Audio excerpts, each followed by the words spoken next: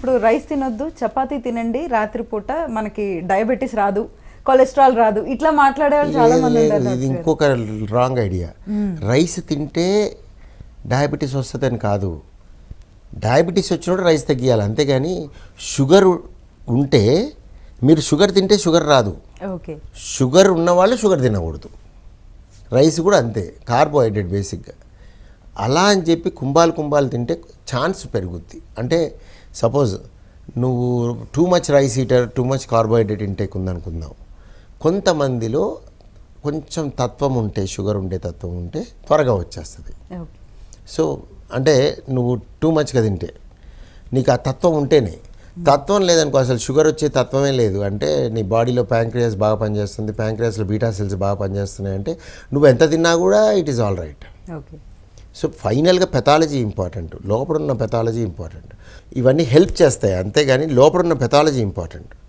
నీకు డయాబెటీస్ రావడానికి కారణం ఏంటి? బీటా సెల్స్ అని ఉంటాయి.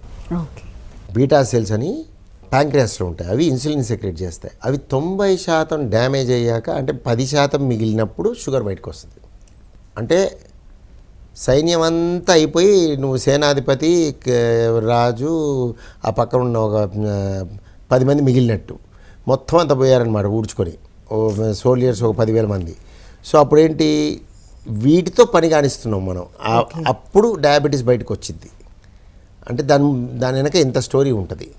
సో డయాబెటీస్ వచ్చిందంటేనే నీకు చాలా డ్యామేజ్ అయిపోయింది లోపల. అంటే అది auto immune disease. Auto immune అంటే నువ్వు చేసేది ఏమి ఉండదు, లోపల కణాలు దెబ్బతింటాయి. కొంతమందిలో లైఫ్ స్టైల్ డిసీజ్ వాళ్ళకి ఉపయోగపడుద్ది. ఇది అందరికి majority auto immune disease. Life style వల్ల వచ్చి ఉంటే లావు ఉన్నారు, ఊబకాయం ఉంది, వాళ్ళు తగ్గితే మంచిది. ఎక్సర్సైజ్ చేయట్లేదు, ఫిజికల్ ఇన్యాక్టివిటీ ఉంది, వాళ్ళు అలా తక్కువ. పూర్తిగా వాటి వల్ల ఉండదు, అవి కంట్రిబ్యూషన్ మాత్రమే ఉంటాయి. ఓకే.